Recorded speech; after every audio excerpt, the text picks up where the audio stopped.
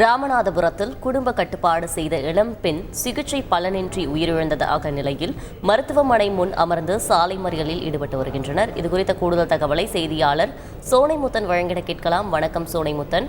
போராட்டத்தில் ஈடுபட்டவர்களிடம் ஏதேனும் பேச்சுவார்த்தை நடைபெற்றதா? மேலும் அவர்கள் கூறும் கருத்து என்ன? இது பற்றின முழு விவரங்கள். வணக்கம். அதாவது ராமநாதபுரத்தில் குடும்ப கட்டுப்பாடு செய்ய சென்ற இளம்பெண் சிகிச்சை பலனில் உயிரிழந்த சம்பவம் பெரும் சோகத்தை ஏற்படுத்தியது. தற்போது உயிரிழந்த இளம்பெண்ணின் உறவினர்கள் அவருக்கு அளித்த சிகிச்சை தவறான முறையில் அளித்ததாக கூறி அந்த மருத்துவர் மற்றும் செவிலியர் மீது கடுமையான நடவடிக்கை எடுக்க கோரி தற்போது ராமநாதபுரம் மதுரை தேசிய நெடுஞ்சாலையை வந்து சாலை மறியலில் ஈடுபட்டனர். சாலை மறியலில் ஈடுபட்டவர்களை போலீசார் வலுக்கட்டாயமாக இழுத்து அவர்கள் கைது செய்த சம்பவம் அந்த பகுதியில் பெரும் பரபரப்பை ஏற்படுத்தியது. ராமநாதபுரம் மாவட்டம் நயினார்கோவில் ஒன்றியத்துக்கு உட்பட்ட மருவூர் கிராமத்தைச் சேர்ந்தவர் சதீஷ்குமார், இவரது மனைவி கீதா என்பவர் 22 வயதான இவர்களுக்கு ஏற்கனவே 2 வயதில் ஒரு குழந்தை இருக்கு.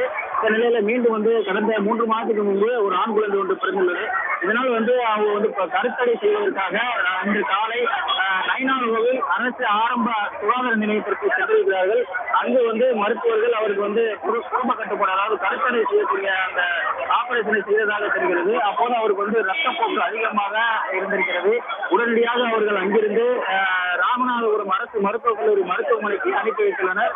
இந்த ராமநாதபுரம் அரசு மருத்துவக் கல்லூரி மருத்துவமனையில் அவர் குறித்த மருத்துவர்கள் அவர் இறந்ததாக கூறியதால் அந்த பகுதியில் பெரும் சோகம் ஏற்பட்டது. பின்னர் இன்று மதியம் 1 மணியிலிருந்து அவரது உறவினர்கள் அந்த உடலை வாங்க மறுத்து பேச்சுவார்த்தையில் ஈடுபட்டனர். பேச்சுவார்த்தை தோல்வியடைந்ததை தொடர்ந்து தற்போது ராமேஸ்வரம் மதுரை தேசிய நெடுஞ்சாலையில் அவரது உறவினர்கள் 100க்கும் மேற்பட்டோர் சாலை மறியலில் ஈடுபட்டனர். சாலை மறியலில் ஈடுபட்டவர்களை போலீசார் தடுத்து பார்த்தார்கள். தடுப்பு வேலிகளை தள்ளிவிட்டுக் கொண்டு அவர்கள் சாலை மறியலில் ஈடுபட்டதால அங்கு பாதுகாப்பு பணியில் ஈடுபட்டிருந்த 100க்கும் மேற்பட்ட போலீசார் அவர்களை வலுக்கட்டாயமாக இழுத்து வேனில் ஏற்றி கைது செய்த சம்பவம் அந்த பகுதியில் பெரும் பரபரப்பையும் பதட்டத்தையும் ஏற்படுத்தியிருக்கிறது.